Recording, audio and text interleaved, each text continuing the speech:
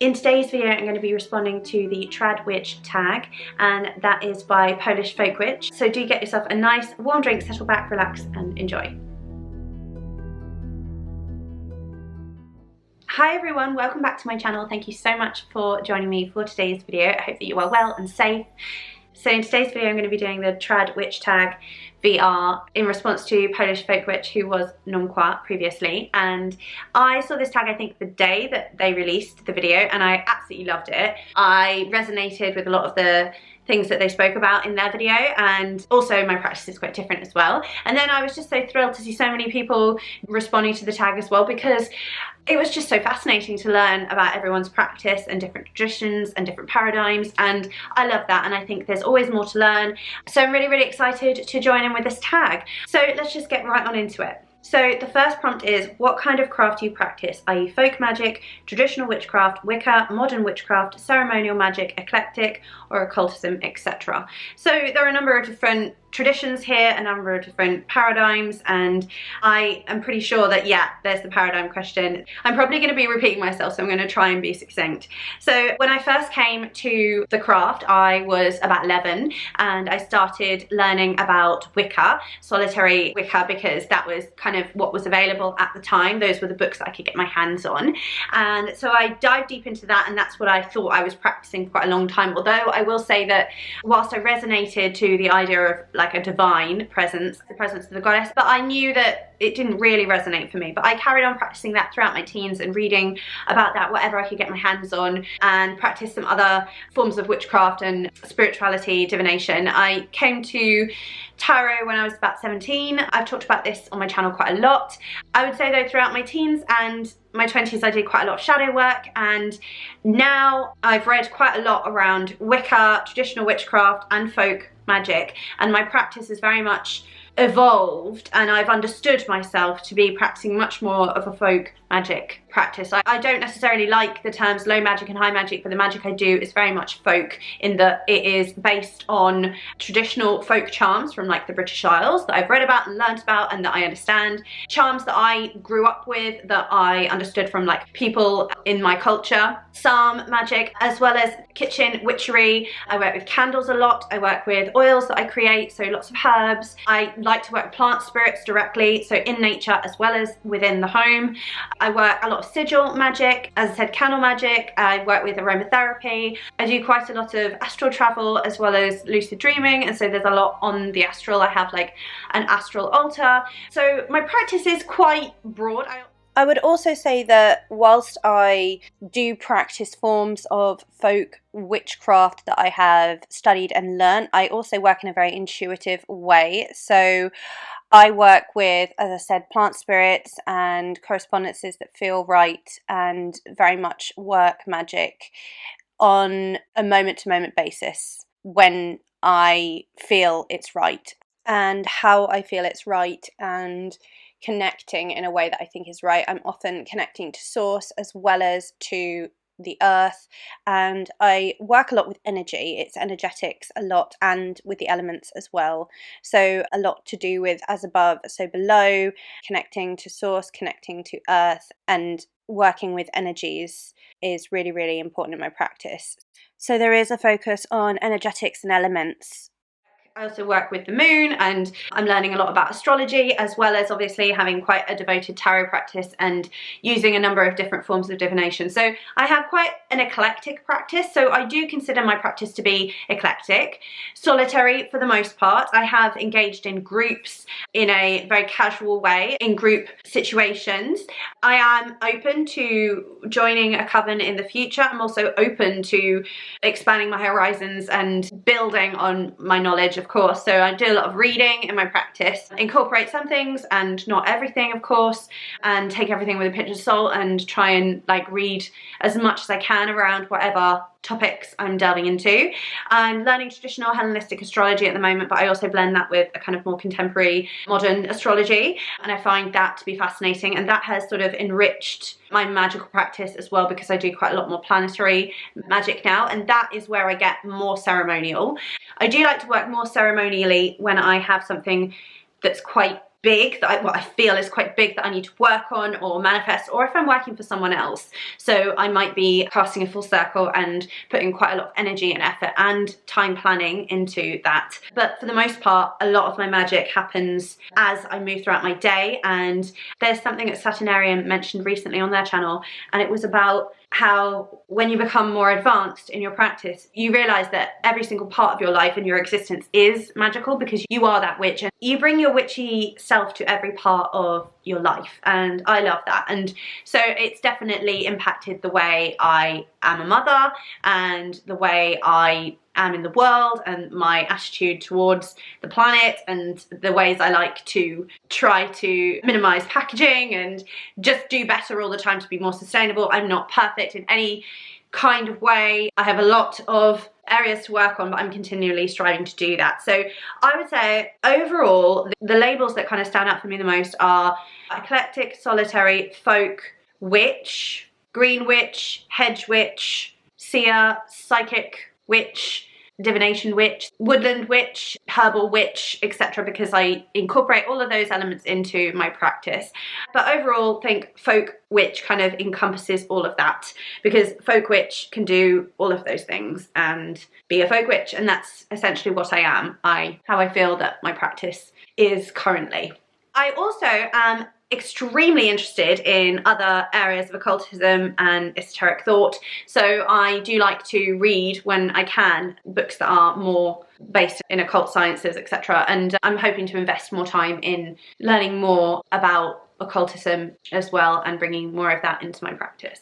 So the next question is, what paradigm, faith or philosophy informs your craft, i.e. spirit model, animism, Neoplatonism? So with regards to the models of witchcraft, I feel that I take from all of them, because I do believe in the psychological model, I do believe in the spirit model. I'm definitely an animist witch. I was really interested in pantheism when I was a teenager and then started to learn about animism later. I definitely have a connection to the spirit world. I work with ancestors, and so that is very much part of my paradigm. I do believe in reincarnation.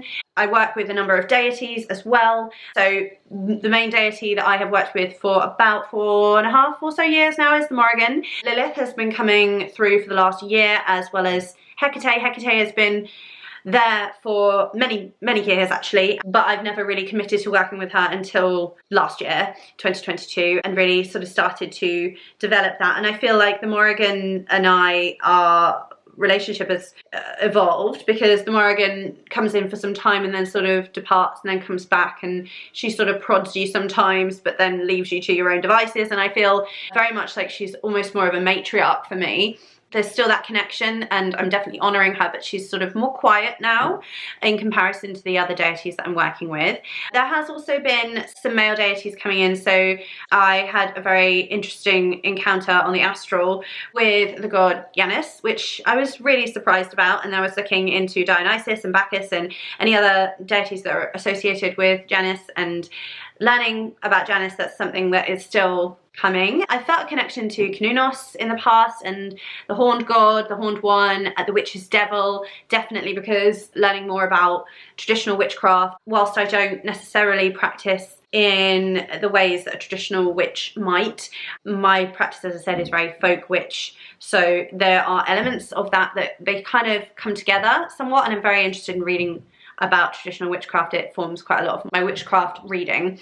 I would consider myself to be pagan. I believe in Jesus as well, but not in a Christian sense. I don't have a Christian paradigm, but it's that I have a connection to the spirit of Jesus, to Jesus as a deity, or almost like a spirit that I work with. So I definitely call myself pagan and polytheist as well, because I do believe that these deities are more than just an archetypal figure. I don't believe that they are just representative of archetypes. I do believe that they have their own spirit, they have their own presence and essence and power. I do believe that their time is sacred and important and valuable, and you know, they're not necessarily able to be in all places at once, etc. I do have a spirit model, definitely. As I said, I do also believe and work with Jesus, and because I work with Psalms and Magick and a Christian folk magic tradition sort of way, but I wouldn't call myself Christian, definitely. I do believe I'm pagan, polytheist, animist, spirit model, yes, but I also pull from the others because I studied archetypes at university, Carl Jung, etc. And I definitely believe that it's really powerful. You know, the power of the mind is really powerful. So I'm interested in all of it and I pull from all of it. The third question is, what culture is your practice rooted in?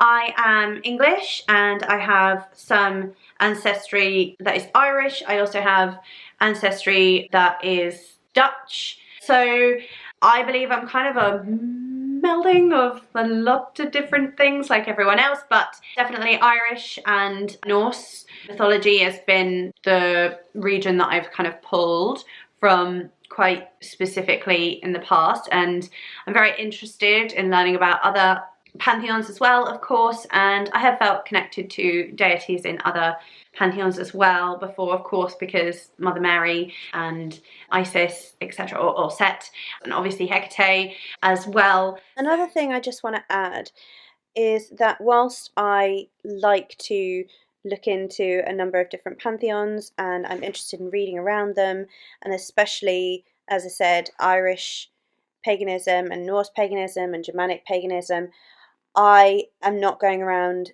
saying that that is my tradition and I'm not appropriating it. I am definitely wary of cultural appropriation and I'm aware of the power of cultural appreciation, and so I like to support creators from the culture and support educators from within the culture and uplift voices within that culture as well. So that's really important to just mention that. I have done some ancestry delving into my bloodline, but it was quite difficult. I couldn't really understand it because it went back so far. It didn't really mean anything. It was just percentages and there was just a huge list and different percentages of, you know, so it is just a big old, but yeah, I am really keen to do more exploration into that. I mean, my practice, I wouldn't call myself an Irish pagan or a Norse pagan, but I do pull from both of those cultures, as well as my own English heritage, which feels very strong within me. Hence why I do like to learn quite a lot about folk magic from where I live right now, which is Devon, as well as Cornwall, because I'm sure I have connections to these places as well as just living here. I think that those are the areas that I try to sort of stick to mostly because I feel there's already that connection there. But I'm open to learning about all cultures, and you know, I have some books on hoodoo that I've read and love learning about, although I wouldn't call myself a hoodoo practitioner for obvious reasons. That's not part of my lineage. It's something I'm interested in, something I've learned about, something I love learning about, and something I really highly respect and enjoy. And has it impacted on my practice? Definitely. You know, I think that absolutely with things like candle magic and, you know, working with certain oils and things, definitely, like, those books have helped me to develop my own practice and understand that, but I wouldn't say that's part of my practice in itself. So all the time I'm trying to be obviously as respectful as possible and not too culturally appropriate or anything, so that is not something I want to do, and also try not to virtual signal either throughout any of this because I'm just learning as well. You know, I think things that interest me are definitely things like druidry, because obviously it connects to the Irish ancestry, and things like learning about the Ogham. I am really interested in the indigenous practices of the land that I'm on and of Ireland that may have been lost, and you know, that are then causing a lot of people to kind of latch on to other people's traditions. You know, I'm really interested in that. So mostly English, British Isles, Irish and Norse Germanic. So how long have you been practicing and how did it all start? So as I mentioned before, I came to the craft when I was 11. I was practicing with what I could get my hands on. My parents were understanding. They thought it was a bit strange at the start, but they let me, you know, do what I needed to do. And my mum knew that I would go to a witchy shop in town. I would go and look for books and I'd buy some books. And I think the first books I read were by Fiona Horn. You know, then there was Scott Cunningham and Kate West was another. There were a number of books that I read in my teens that were really powerful and influential for me. And then there was, of course, learning tarot. I also had some time away from that when I was in London and working, and it was kind of very stressful, high stress, and I had some, you know, mental health challenges as well, so my practice did kind of go like this. So I started practicing when I was 11 and I'm 36 now, so roughly around 20 to 25 years, although I had that little gap. Whilst I started practicing what I knew to be witchcraft and, you know, Wicca when I was 11. I did also, as many people do, engage in kind of witchy activities before that point. As a child, I would always be making little spells and adding things into potions and things. So that was always something I would play at, but I didn't really understand that it could be real. I mean, I think at a certain point I thought it was real. I used to get wands when we went to pantomimes and I would actually use them to make spells. There was a book when I was really little called Queen's Nose by Dick King-Smith, and that's about a little girl who rubs a 50p piece and she asks the Queen's nose to make her wishes come true, and I did that a number of times and everything pretty much came true. So I would always practice little things like that when I was little and before I really knew. You know, obviously when I was really, really little and believed in magic, and then you kind of, I guess, maybe get to like 7 or something, and then you kind of get a bit more like realistic and you think maybe it's not real. And then, but I had a connection to nature and trees and the sea and animals and all of those things, you know, the things that everyone says. And I've always been artistic and creative through drawing and painting, and that's something that came from my mum because my mum was an art teacher. So I did practice magic when I was little without really knowing what I was doing, but I would consider it to only really kind of become real when I actually did start to kind of accept, okay, actually this could be something legitimate, and I started to read actual books about witchcraft and Wicca, and then it started to take on this whole other world and meaning for me, which was really powerful. I mean, a lot of children are very imaginative and creative and witchy and spiritual anyway. It's kind of sad because you can almost see the magic kind of like fading from them as they age. My daughter is very whimsical and creates a lot of spells and potions, and she loves the witchy stuff that I do, and she creates magic a lot in her own way, and she has some witchy books as well, like the little ones that I've given to her. And so, you know, she's open to it, but I would never push anything on her, so it's up to her what she chooses to do ultimately when, you know, she's reading books and delving into it. That's her own choice. But, you know, I do believe that children are inherently magical, and I do believe that anyone can practice and make that real. And I think that it just goes to show when people in the community, they sort of talk about this same kind of experience, this knowing, this innate knowing, and how it was always part of them, that reverence for nature, that connection to spirit, that sort of soul singing and creativity, magical dancing, beauty, and creating that magic. It comes straight from the heart, and it's so innocent and pure and true. And I think that it's true. I think that that is actually the case for a lot of children, and it's really, really beautiful, and we should try as a culture and as a society to kind of like keep that going as much as we can. But I've kind of gone off there, but I do think there's validity when people say that, and I find it really validating as well for me to hear it, because it's very much the truth that I knew. And then when you come to actually practicing witchcraft and start to read and learn about different traditions and, you know, how it can work for you, that's when you realize how much power you actually do possess. And it's really, really beautiful, really, really powerful. I mean, that was really how I got into it. I've always been whimsical, always been magical, I think, inherently. And I do believe also that the thing that some people say, that you hear them say, that you're kind of remembering rather than learning, I think that that's true. It's either from past lives or it's from that inherent magic that's within you as a young person, as a child. And it's really beautiful and I think magical. And I don't think that it should become trite or like a cliche when people say it. It's a really beautiful thing to hear, and I love it. I love the magic that my children create, even though it's hard to be a parent, especially today, but I'm going off on one. I have a cat on my lap, so she's kind of chilling me out. In answer to the question, about 20 to 25 years roughly, and it all started when I watched The Craft and Practical Magic. But it really started within me before then, with imagination and magic, real magic, I guess. So what books or resources have you first started with, and would you recommend them to others today? The very first book I read was Witchin by Fiona Horn, and then another book by Fiona Horn, and then I think some books by Kate West. Would I recommend them? Sure, if you want to read them. Absolutely, they are rooted in Wicca. I like the authors and I still have the books, and I'm really glad that I have them and that I've read them, and they were very powerful for me because of where I was in my life and in my practice. And so yeah, I would. However, do they reflect my practice now? Not so much. Some values from their books, perhaps, yes, have stuck with me, but do they represent my practice now? No. do I think they can help anyone really learn about what I really believe is inherent in magic and the practice that I want to continue to practice and cultivate within myself?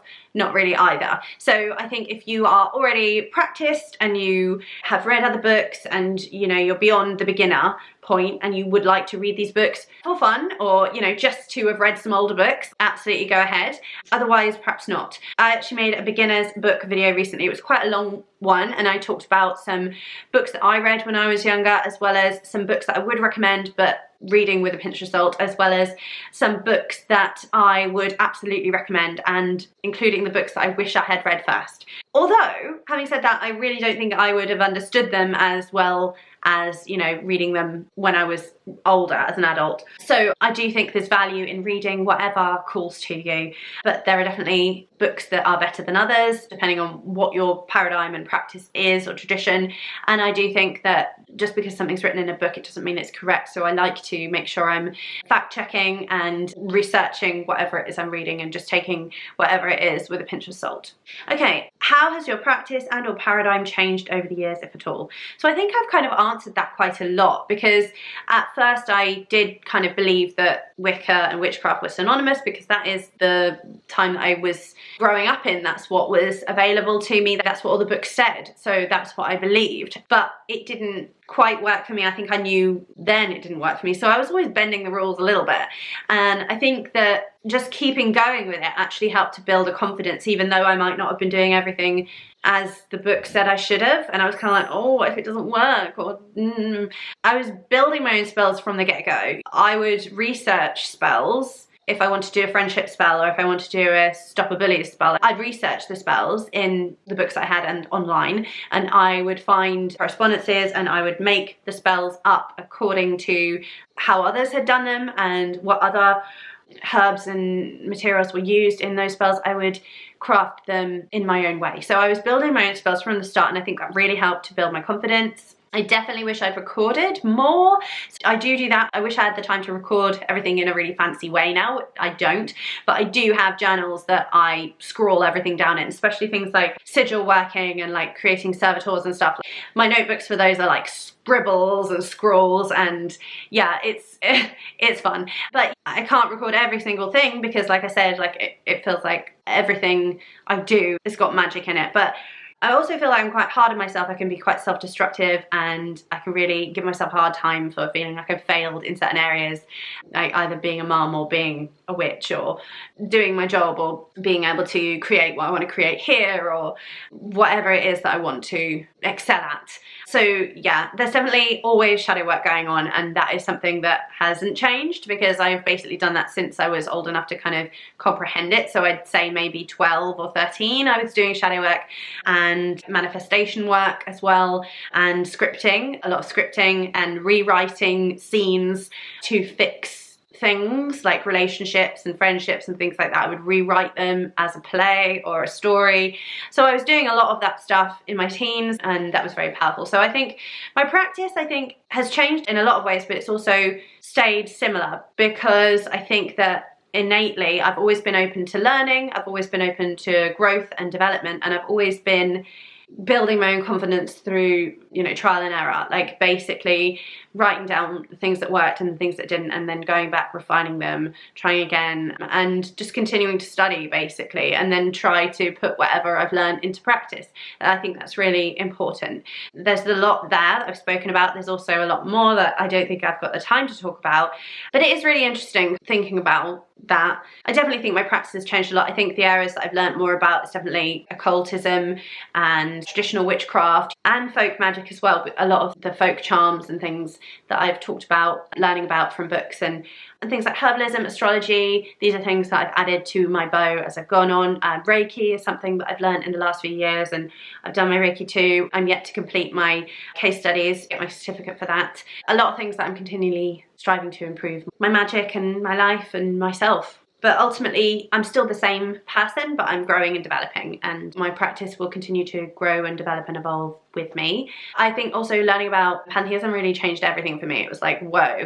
And I was reading Wordsworth at the time and doing a lot of painting, a lot of art, and I was at drama school, and so it was like a really creative time. It was like overload of creativity and just a lot of powerful creation. Having that connection to nature, to land spirits, to sea spirits, and continually engaging in that was really important and powerful for me, and actually quite life-changing. And it didn't come from a book, that was something that came through life experience and just learning about that concept, and really developed the way I was thinking. So the next question is, what does your daily regular practice look like?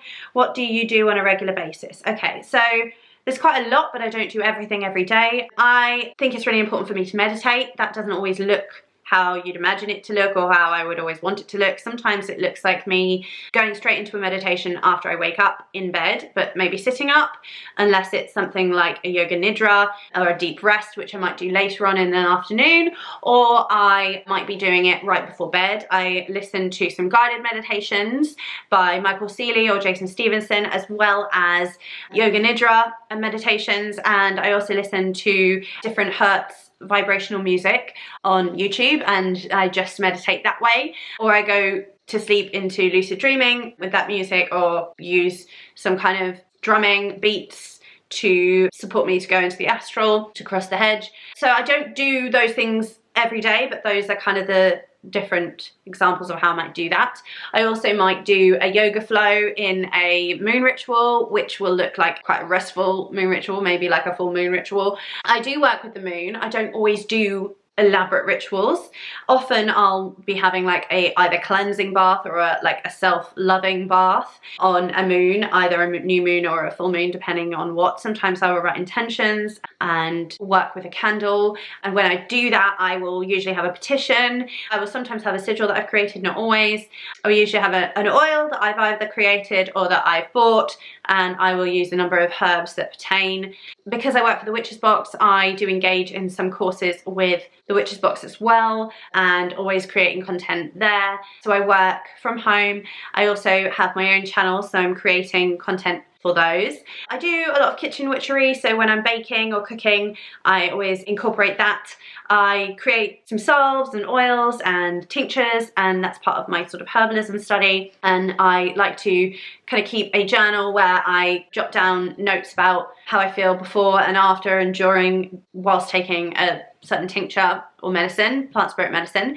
I read, obviously I like to read every day a little bit if I can. I listen to audiobooks in my car usually, and that's really nice. Sometimes I'll be reading the book at night and I'll have the audiobook in the day so that I can sort of cycle through, so then I'm reading the book as well as listening to the book. I do some art magic as well. I do have like an arty book of shadows as well as journals. I have a journal for tarot spreads, I have a journal that's more shadow worky, I have a journal for Reiki, I have a journal for the deities I work with, so connecting to Hecate and Morrigan, and Lilith is kind of a separate thing, and that is something that is kind of more private at the moment. Well, it's all private, to be honest with you, it's all very private.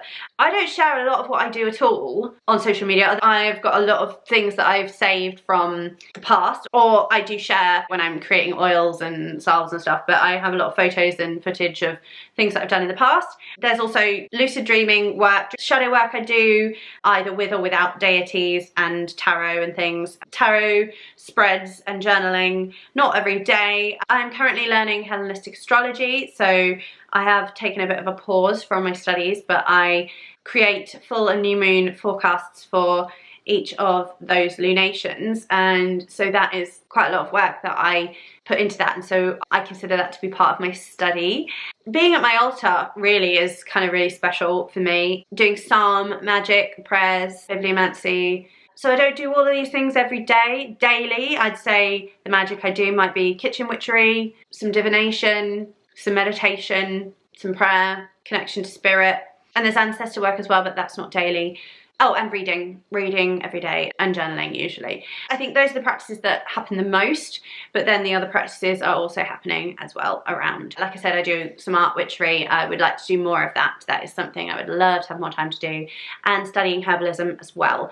And Reiki is something I usually do every few days or so.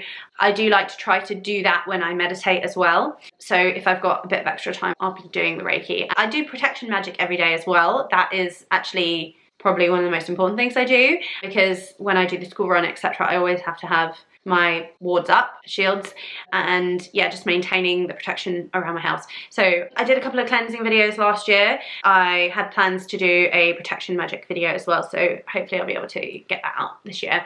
I think that about covers the daily practices. Are there aspects of your craft that you need to keep secret? In your opinion, is secrecy important in witchcraft? So yeah, I mean, yes, definitely. I think secrecy is important. And I'd say the majority of my practice is private. I'd say on the whole, 99% of my practice is private. I rarely share my tarot readings. I would say yes, secrecy is important in witchcraft. However, I do think that you can engage with the power of the energy that others might project onto your work.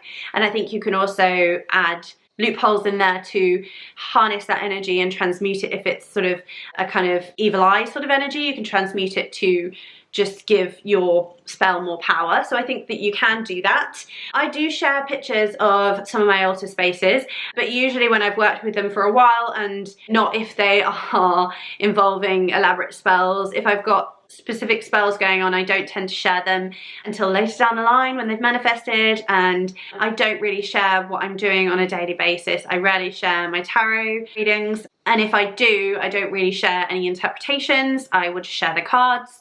I don't share a lot of spells on my channel either. I keep most of that to myself. I keep a lot of what I do with deity as private, and the psalm magic I do, I haven't really talked about all that much, and prayers, etc., very private. Sex magic as well, a lot of what I do there and on the astral is very private. So a majority of my work is private, but I do share images and reels and videos when I know that it's safe to. But I'm also not opposed to adding in magic online as well. I think that the online space is a great place to experiment with cyber magic.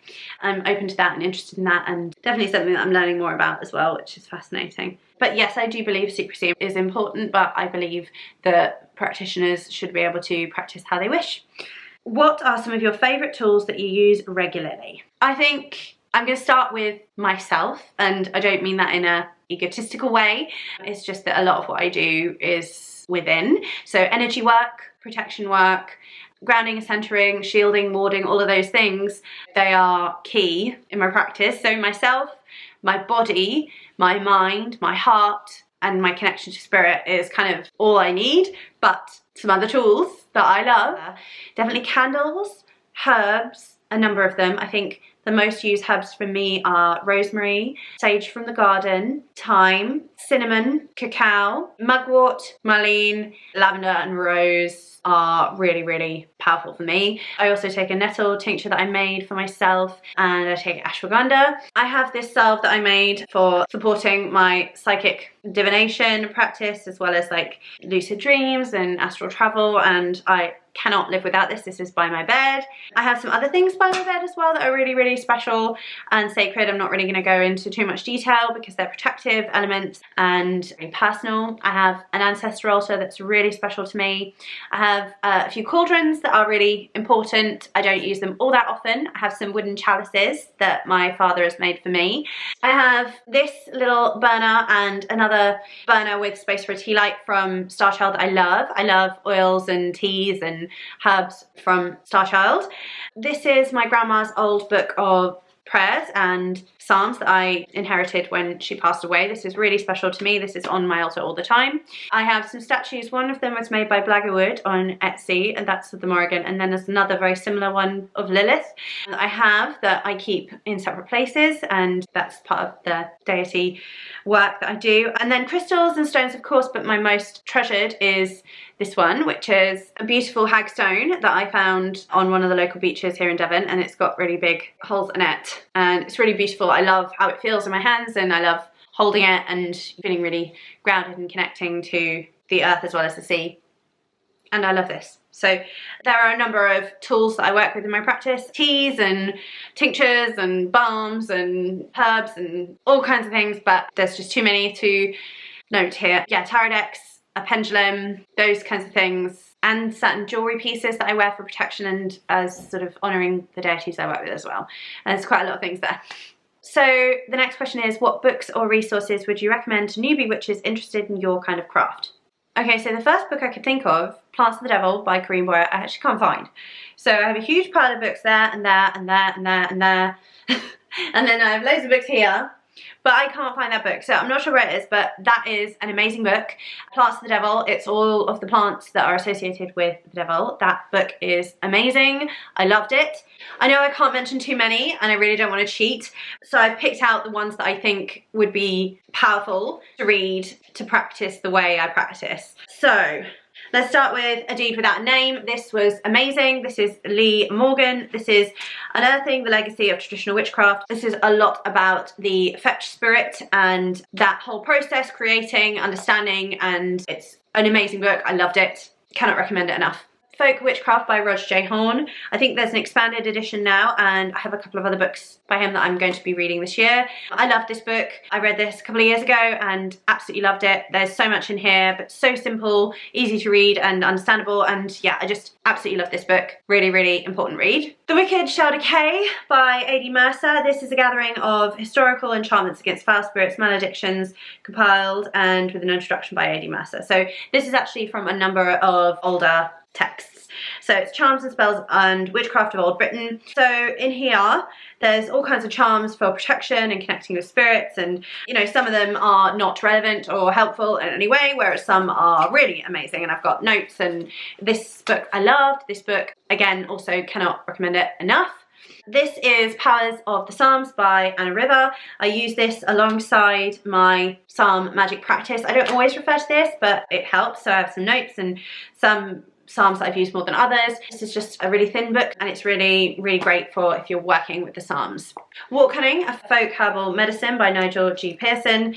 So one side of it has like herbal A to Z, and then the other side has more of the magical associations of the plants. I would definitely recommend this book as well. This is The Poison Path Herbal, and this is by Kobe Michael. Baneful Herbs, Medicinal Nightshades and Ritual Entheogens. Really interesting read, really useful. Not everything in here I would use, but some incredible recipes as well. If you're just dipping your toe in working with baneful herbs, poisonous herbs, poison path, this is an amazing resource.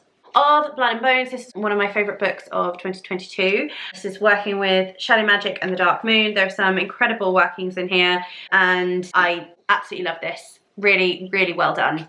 Silent as the Trees by Gemma Gary. There are so many books by Gemma Gary that I love, but this one I enjoyed so much because I'm in Devon, and this is Devonshire witchcraft, folklore and magic, and there's so much in here about different folk tales and folk charms and just some really interesting associations, and yeah, absolutely fascinating. I loved it. Psychic Witch, this book just has so much in it about working with energy and your mind, and so many exercises to tune you in and to support your practice as a mind witch or as a psychic witch, and I love this book so much. This is also in my beginner's witchcraft book recommendation.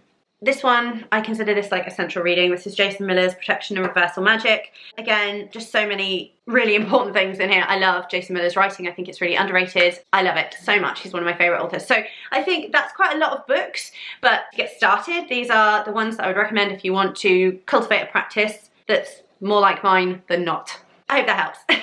So I've come to the end of these questions, and I have really, really loved this. Thank you so much to Polish Folk Witch for this TradWitchTag.